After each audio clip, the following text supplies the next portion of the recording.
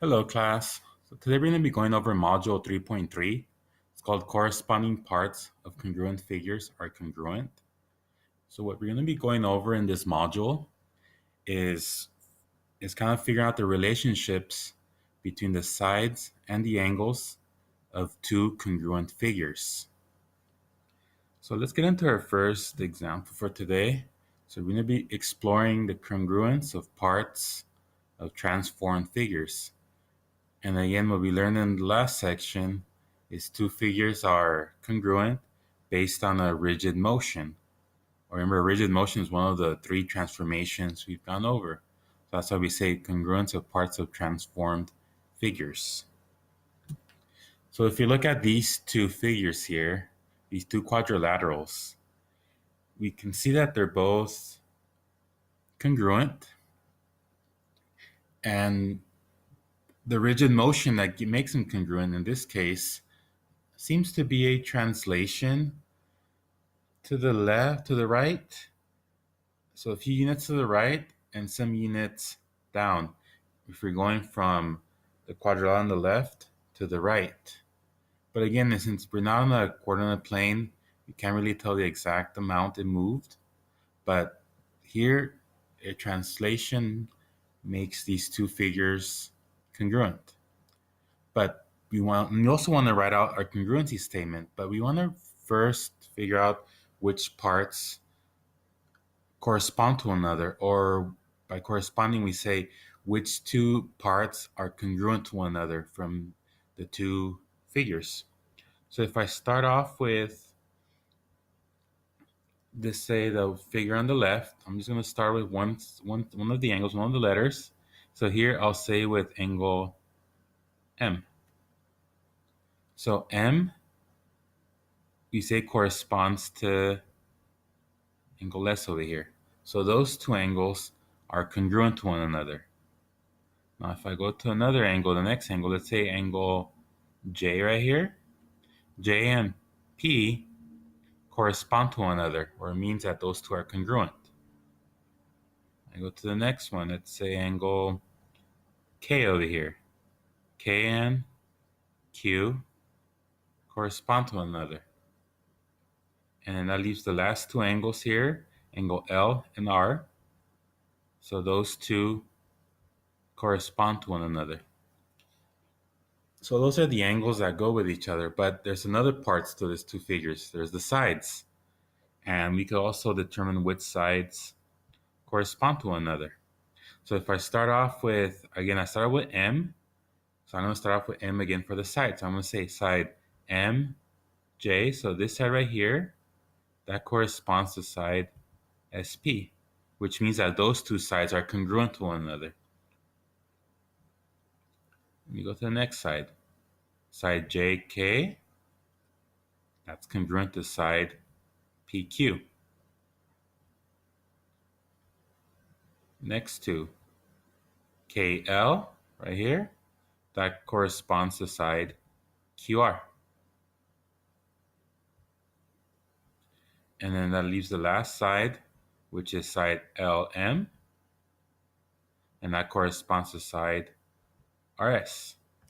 So now knowing what sides are corresponding to one another, now we can write our congruency statement, and we write out the two names based on what parts correspond to one another. So we have to write them in order. So we know we started with M, and we said M and S are both corresponding to one another, so we have to start off with that. So on the name of the first figure, I'm going to call it MJKL. So I'm just going in order, starting at M, and I'm going clockwise. And I'm going to do the same thing with the other figure. I'm going to start with S, and I'm going to go clockwise so that all the corresponding parts are in order. So once I give the two names, I'm just going to give a congruency sign in between to state that these two figures are congruent to one another. Okay, let's go on to the next example. So here, we want to identify the corresponding parts of these two figures. And again, to kind of, first of all, identify, are these two figures congruent? We're going to figure out what rigid motion makes them congruent. And in this case, looks like it might be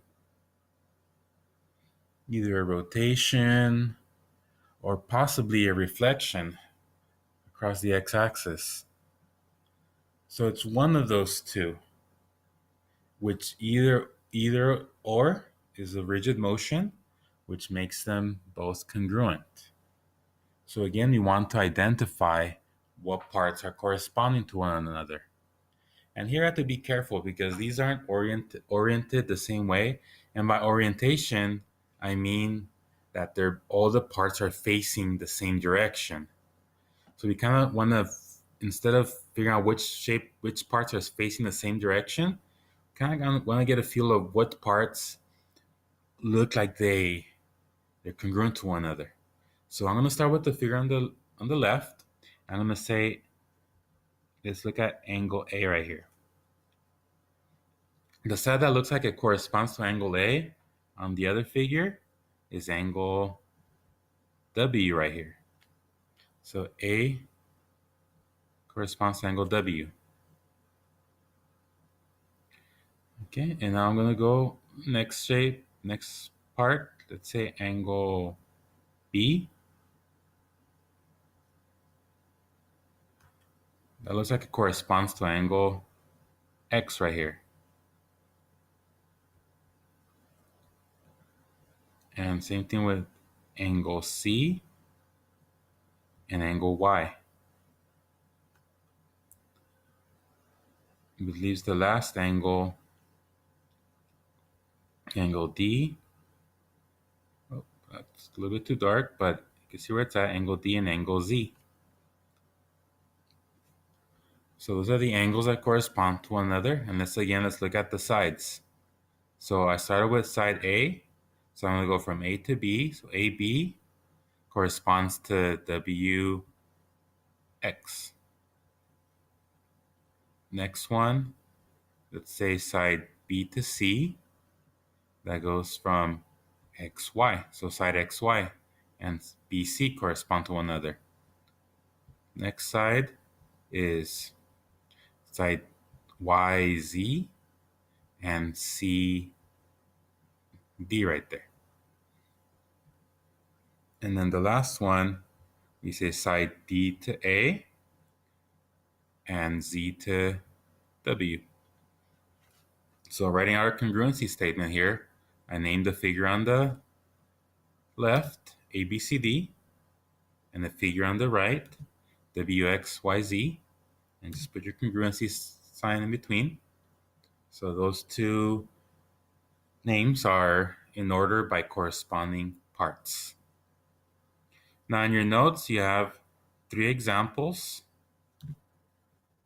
to work on. So take a few moments right now and work out example 1 and show me your results before moving on.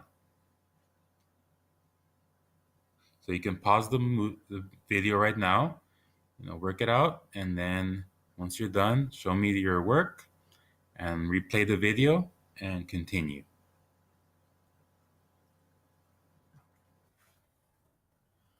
Okay, so now we're going to explain one, and what this one is called corresponding parts of congruent figures are congruent. So what we learned in the first part of the notes is that if 2 figures are congruent, then that means their corresponding parts are also congruent. So looking at the definition of what this is we say if 2 figures are congruent,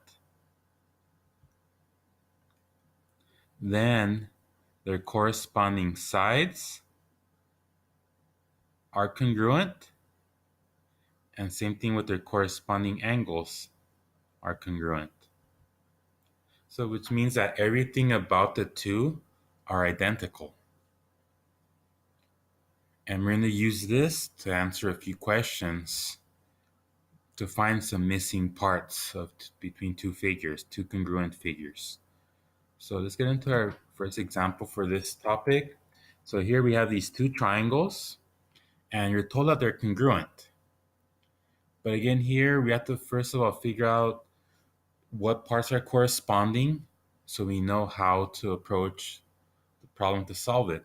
So always start off by writing out your congruency statement if it's not given to you. So if I start off with one letter, let's say I start with side angle A. So if you look at the other figure, angle A and angle D,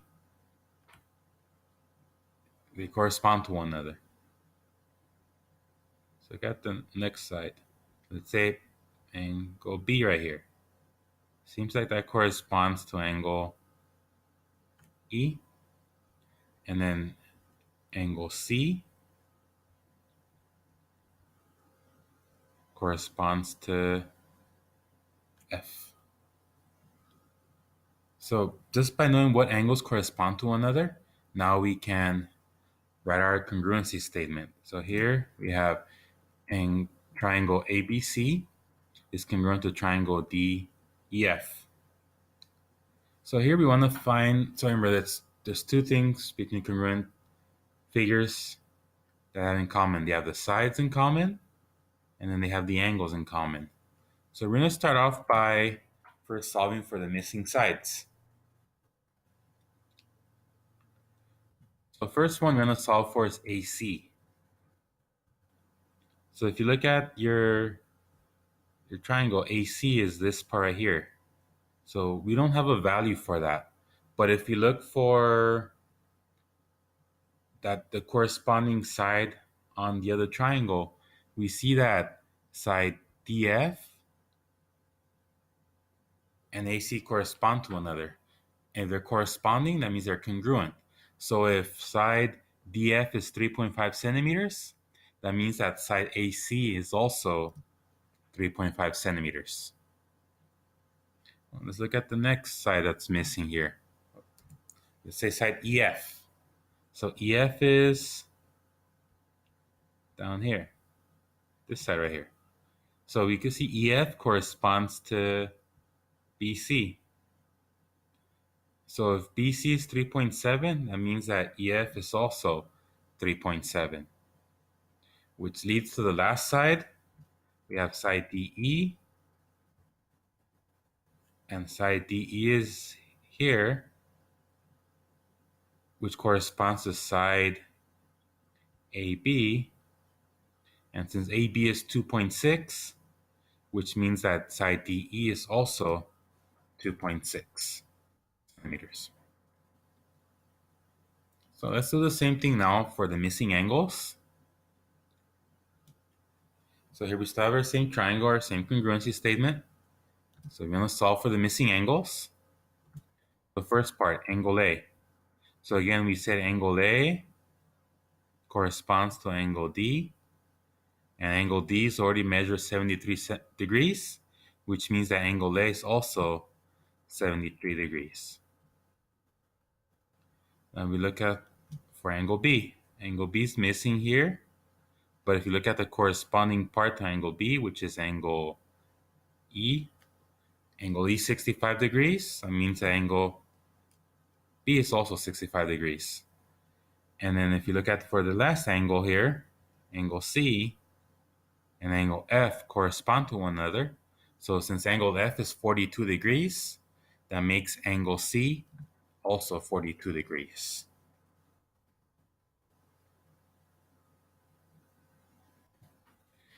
Now, so on your note, again, you have an example 2 there. You have 4 questions. So I want you guys to solve those 4 questions, show me the work, and once you finish, move on to the rest of your notes. And again, you can pause the video here, work it out, and once you're done, continue playing and continue with the notes.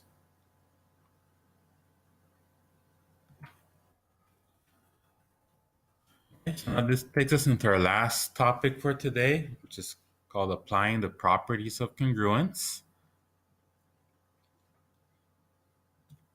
So what we have here is you have these two triangles are congruent. And we want to solve for some of the missing parts here. But if you see the missing parts here, instead of being just a value, this time now they're actual equation. So we're still going to use the same what we just learned about corresponding parts between two congruent figures to solve for the missing parts between the two triangles.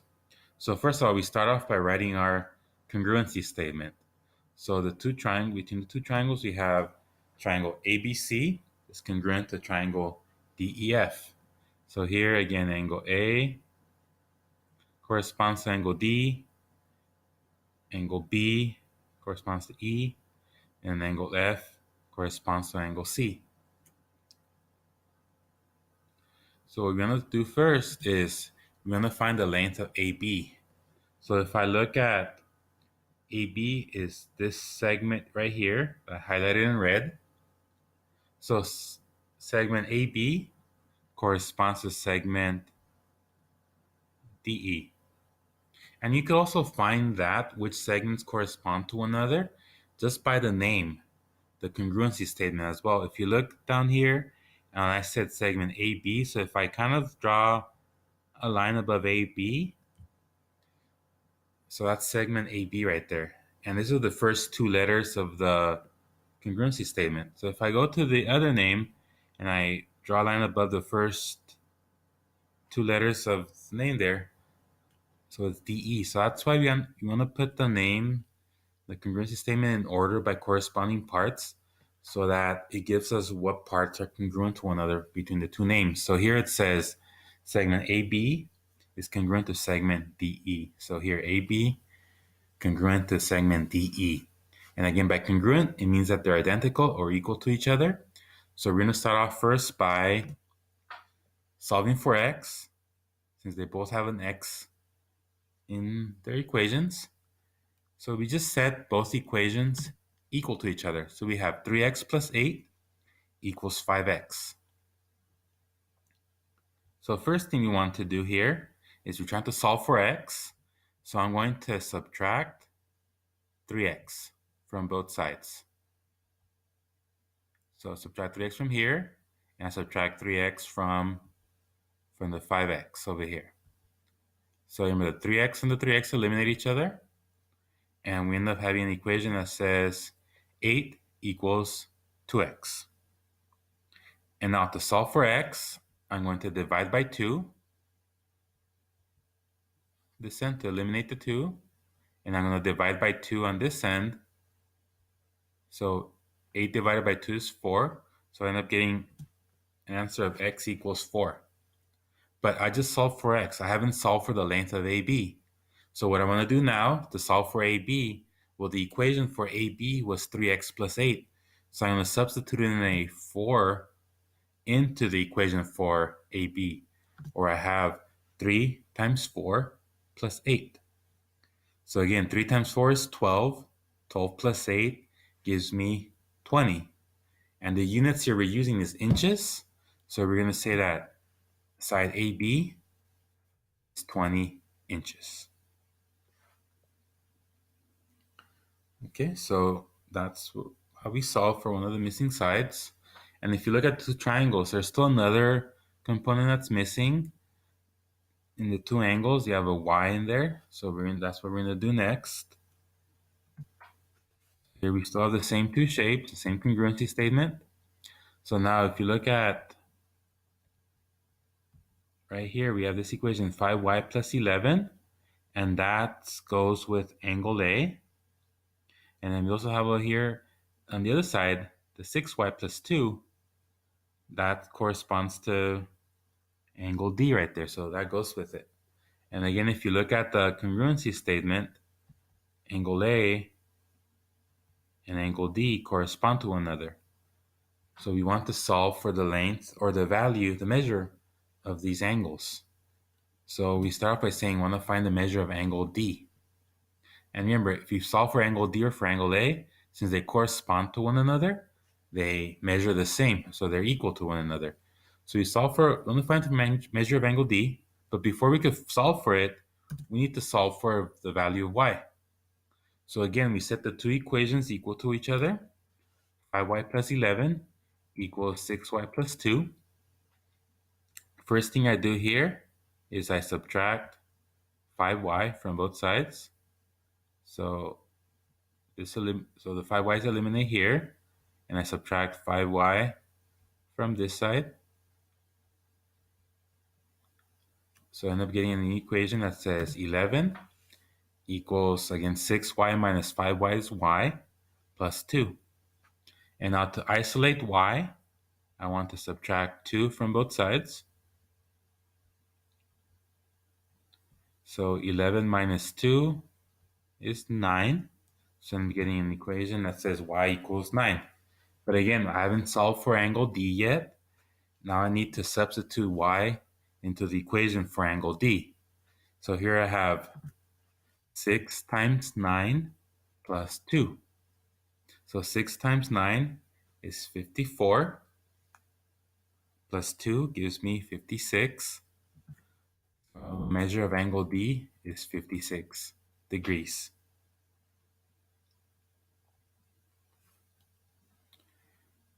Okay, so now again in your notes, you have 4 examples. In example 3 for 4 problems that I want you to work on. And again, show me your results before moving on to the next part. And again, you could pause the video here, work them out, and then just continue playing till you get to the end of the video. Yeah, so today we're done. So now we're done with today's notes. So again, go back on Classroom and look for today's assignment and start working on it. It is in your book. And again, before you start on your assignment, show me today's notes that you completed it all so you could get credit and your stamp for the day.